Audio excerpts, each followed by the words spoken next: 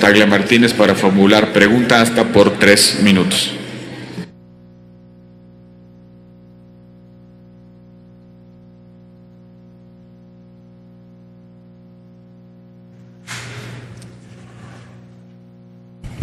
Buenas tardes, doctor Videgaray. Gracias, presidente. Antes de entrar en materia, me gustaría hacer 2 precisiones porque me parecen muy importantes. Aunque no debiera sorprenderme, sí me sorprende el discurso de venir a congratularse porque no se van a aumentar impuestos el próximo año, después de que con la reforma fiscal se aumentó, se pusieron el IEPS, se homologó el IVA en fronteras y los profesionistas de manera particular están sufriendo esa reforma fiscal. Que no se van a aumentar las gasolinas. Sí, en 5 años han aumentado más del 40%. Bueno, esta parece la política del golpe y el trapito.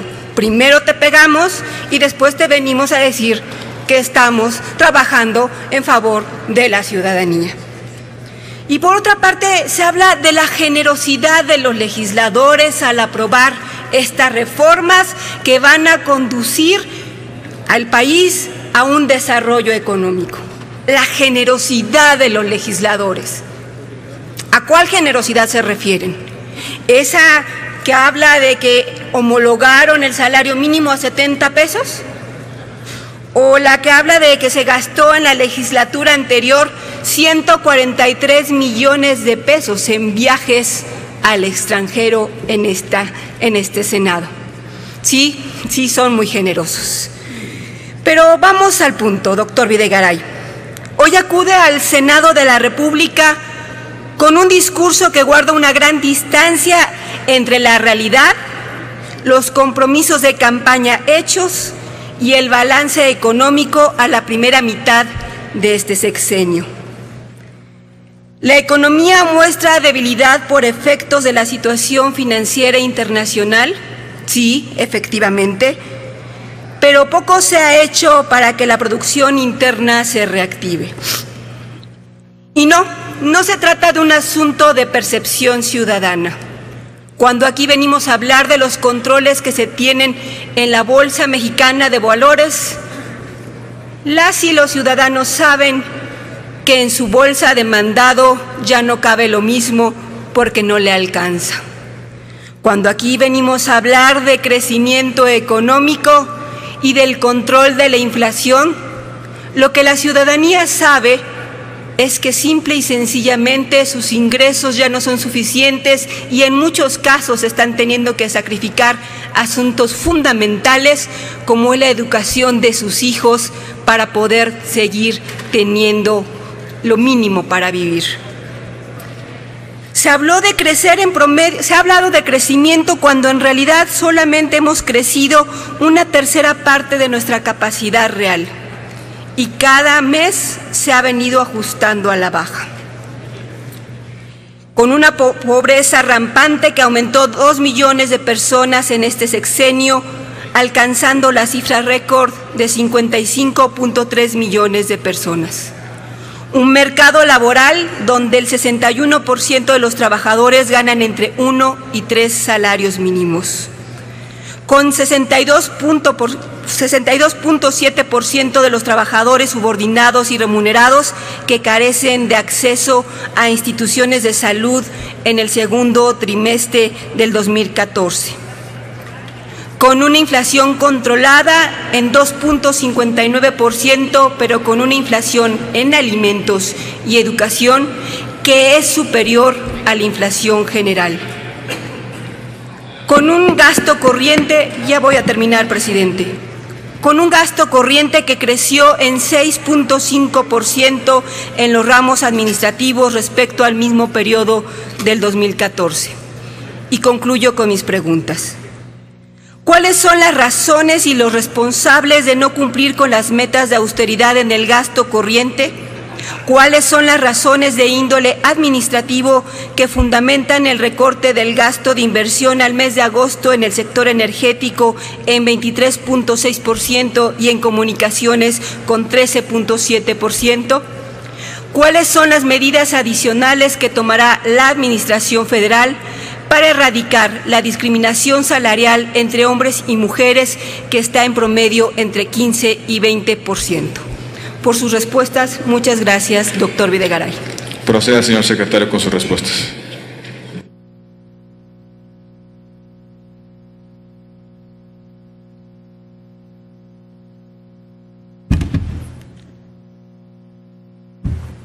Gracias, senadora Tagle. Con el permiso del presidente de la mesa directiva. Quiero ser preciso respecto a algo que usted señala correctamente.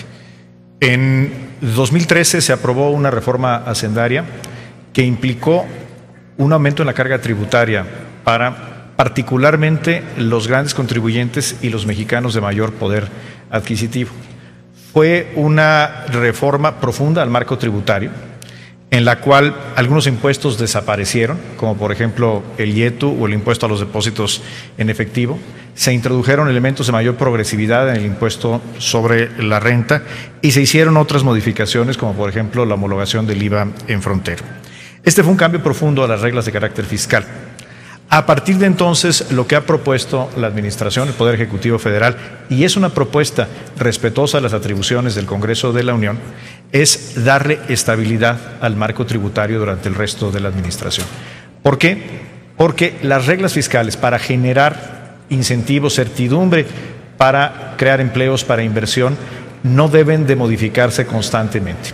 Es decir, la propuesta de no elevar impuestos, de no crear nuevos impuestos, parte precisamente de que en 2013, entrando en vigor en 2014, se hizo una reforma profunda que implicó, por supuesto, incrementar los ingresos tributarios no petroleros y que muestra ya algunos resultados muy importantes que nos han permitido enfrentar con éxito la disminución del precio del petróleo.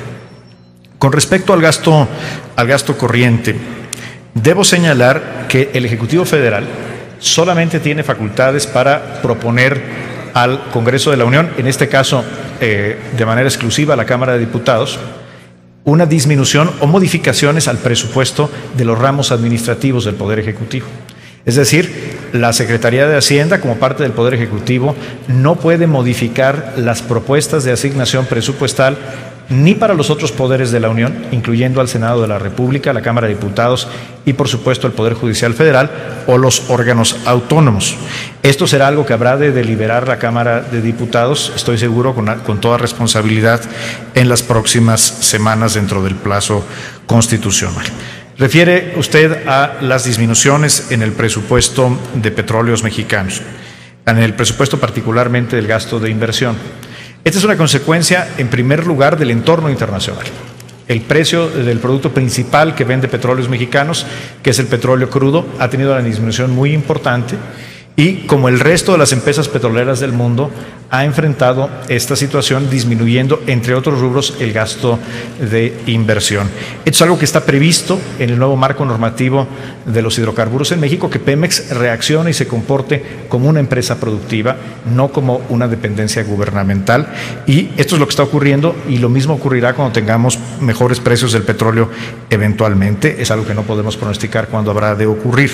En el caso del presupuesto de la Secretaría de Comunicaciones y Transportes, este ajuste se ha llevado, es cierto, es la Secretaría dentro de los ramos administrativos, aquí ya sin considerar a Pemex y a la CFE, es la Secretaría que tiene el mayor ajuste en el gasto, y se ha llevado este ajuste a la Secretaría de Comunicaciones y Transportes precisamente para no afectar otros rubros que se consideran de gran importancia, como son el rubro educativo o la infraestructura y el gasto en salud, en ciencia y tecnología, por ejemplo. Y finalmente, con respecto al gasto corriente, se está haciendo un ajuste importante en el gasto corriente, tanto en este ejercicio 2015, y así se está reportando en los informes trimestrales, y por supuesto en la propuesta para el año que entra. Se está haciendo, insisto, dentro del gasto programable, en los ramos administrativos, donde vemos disminuciones importantes en el gasto, tanto de servicios personales como el gasto operativo de las secretarías de Estado.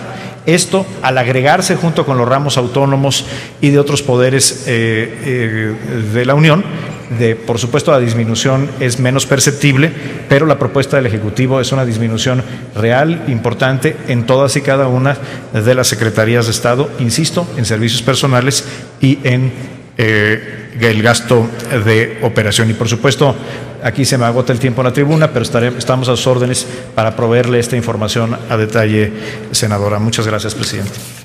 2 minutos para su réplica, senadora Tagle Martínez.